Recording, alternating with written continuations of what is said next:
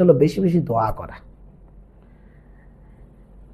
এটা দোয়া কবুলের মাস। লিকুল্লি আবদিন মিনহুম দাওয়াতুন মুস্তাজাবাতুন, রাসূলুল্লাহ সাল্লাল্লাহু আলাইহি ওয়াসাল্লাম বলেন প্রত্যেক আহ্বানকারী দোয়াকে কবুল করা হয়। সিয়াম অবস্থায়, সিয়াম ছাড়া এই দিন রাত 24 ঘন্টা আপনার আমার দোয়া কবুল হয়। এই জন্য নিজের জন্য দোয়া করেন, অন্যের জন্য দোয়া করেন, বেশি বেশি দোয়া করেন, মুমিনদের জন্য দোয়া করেন, নিজের আহাল, নিজের পরিবার, বাবা মা সবার জন্য আমরা সারা রাত জিকিরগুলো করতে পারি, দোয়াগুলো করতে পারি। বহু জিকির আছে যে জিকিরগুলোর এত ফজিলত। যেমন আপনাকে যদি বলি লা ইলাহা ইল্লাল্লাহ, এই জিকিরটা করেন। আল্লাহ রাসূল বলছেন যে কেউ যদি এই জিকির করা অবস্থায় তার মৃত্যু হয় তাহলে তার জন্য জান্নাত, সুবহানাল্লাহ। তার জন্য জাহান্নামকে হারাম করা হয়, সুবহানাল্লাহ ওয়া বিহামদিহি। জান্নাতে গাছ রোপণ করা হয়, সুবহানাল্লাহ, আলহামদুলিল্লাহ, ওয়া লা ইলাহা ইল্লাল্লাহ, আল্লাহু আকবার।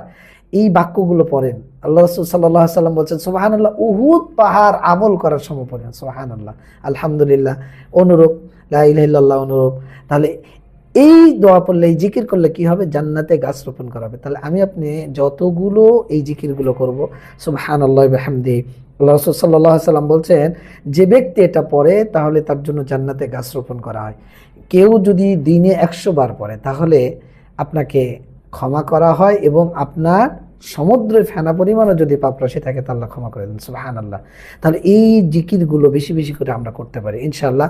যদি আমরা এই কাজগুলো করি, এইভাবে যদি আমরা এই বেজর রাতগুলো, বিশেষ করে শেষ দশক, বিশেষ করে বেজর রাতগুলো যদি আমরা এইভাবে কাটিয়ে দিতে পারি ইনশাআল্লাহ, এই রমাজান আমাদের জন্য সার্থক হবে, এই লাইলাতুল কদর শেষ দশক আমাদের জন্য সার্থক হবে। আমরা আল্লাহর কাছে মনোনীত বান্দা হিসেবে বিবেচিত হতে পারবো ইনশাআল্লাহ।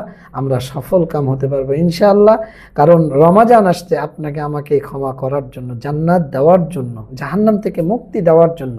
আমরা এই আমলগুলো করে অবশ্যই আমাদের তাকওয়া অর্জন করব।